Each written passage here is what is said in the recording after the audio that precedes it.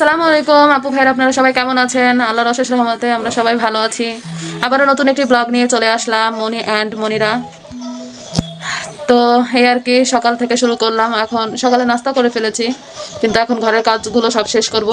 তো এখন কখন কোন কাজগুলো করব সেগুলো আপনাদের মাঝে শেয়ার করব। তো ঠিক আছে, তাহলে দেখতে থাকুন। এখন ওয়াশিং মেশিনে আগে কাপড় চোপড়গুলো দিয়ে নিব, তারপর অন্যান্য কাজগুলো করব। ঠিক আছে, তাহলে সাথেই থাকুন। এই তো কাপড়গুলো আগে দিয়ে নিব। কাপড়গুলো সব দেওয়া হয়ে গেল। এখন ডিটারজেন্ট পাউডার দিব। ডিটারজেন্ট পাউডার দিয়ে দিলাম।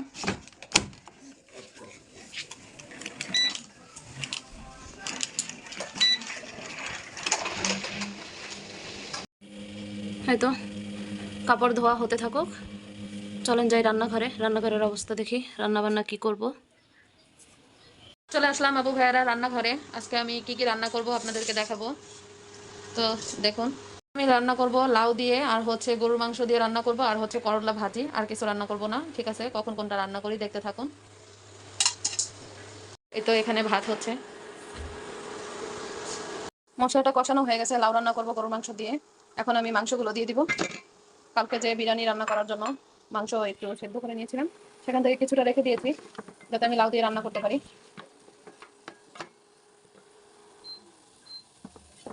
এখন সেই সেদ্ধ মাংসটা কষিয়ে নিব মশলার সাথে। লাউয়ের মধ্যে আমি সেরকম কোনো তেল দিব না, হালকা পাতলা তেল দিয়েছি। সামান্য একটু পানি দিয়ে দিব।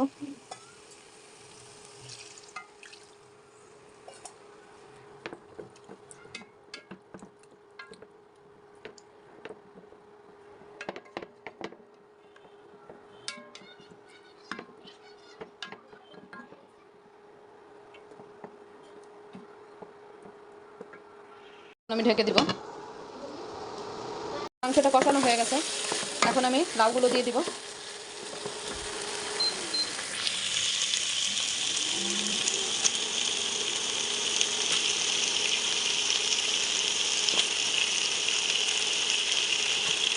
তো আমি লাউগুলো সব দিয়েছি।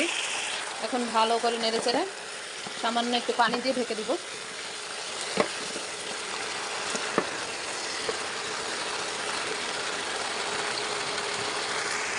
একটু পানি দিয়েছি, এখন আমি ঢেকে দিব। দিয়ে গরুর মাংসটা রান্না হয়ে গেছে। এখন আমি এটার মধ্যে ধনিয়া পাতা দিয়ে দিব, আর কয়েকটা কাঁচামরিচ দিয়ে দিব গোটা গোটা। দেখা যাচ্ছে না, এই তো গোটা গোটা কিছু কাঁচামরিচ দিয়ে দিলাম। এখন আমি একটু নাড়াচাড়া দিয়ে দেবো।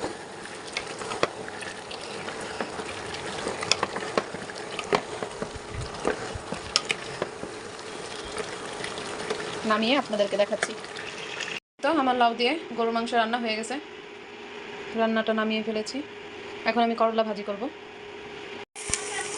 করলা ভাজির জন্য পেঁয়াজটা আমি ভেজে নিয়েছি। এখন করলাগুলো দিয়ে দিব। করলা আর আলু, করলাগুলো আমি দিয়ে দিলাম। এখন একটু হালকা হলুদ দিয়েছি আর লবণ দিয়েছি।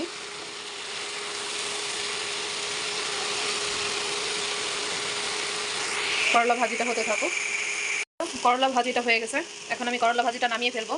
আর এই তো কই মাছ নিয়েছি, কই মাছ ভাজা করব। আপনাদের ভাইয়া আবার কই মাছ ভাজা পছন্দ করে, আমরাও সবাই করি।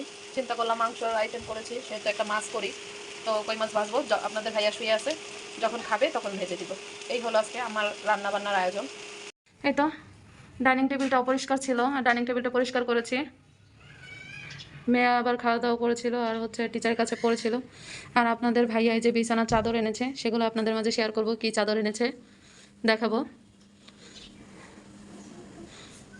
আর ড্রয়িং রুমের কী অবস্থা, এই যে ড্রয়িং রুমের এই অবস্থা।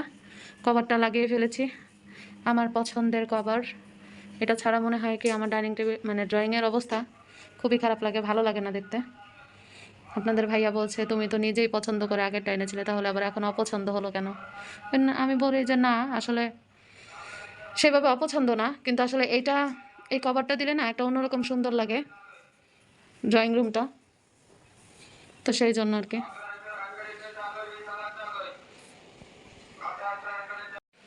এই হলো অবস্থা।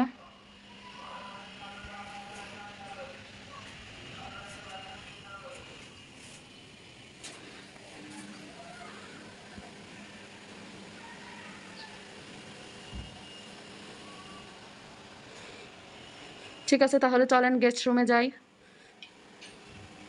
চলেন তাহলে গেস্ট রুমে যাই, যেয়ে তারপরে দেখি আপনাদের ভাইয়া কি চাদর এনেছে সেগুলো আপনাদেরকে দেখাবো। একবার 1 ঘন্টা 8 মিনিট না যেন 5 মিনিট দিয়েছিলাম, ধোয়া শেষ হয়ে গেছে, আবার 15 মিনিটের জন্য দিয়েছি, এখন ধোয়া হয়ে যাচ্ছে। ড্রয়িং রুমের এই অবস্থা, পরিষ্কার করে ফেলেছি। এই হলো ড্রয়িং রুমের অবস্থা। এখন মেয়েটা যে কি কান্নাকাটি করতেছে, দুষ্ট বুড়ি। গতকালকে আপনাদের ভাইয়া গিয়েছিল হচ্ছে ইসলামপুর। তারপরে আমার আমার যে বেডরুম, আমার বেডরুমের খাটটা তো অনেক বড়, দেখা যায় ওই যে কোনো চাদর আনলে হয় না, সেই জন্য বলেছি। আর এর আগে চাদর এনেছে, এই চাদরগুলো ছোট বিছানার জন্য হয়েছে, বড় বিছানার জন্য হয়নি। তো ঠিক আছে, দেখে নিন, দেখতে থাকুন কি চাদর এনেছে। 3টা চাদর এনেছে, দেখে অবশ্যই কমেন্ট করে জানাবেন কেমন হয়েছে। এই যে একটা চাদর এনেছে।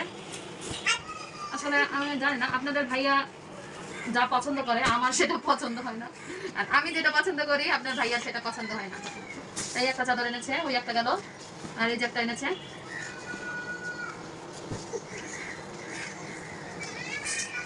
আর এই একটা এনেছে,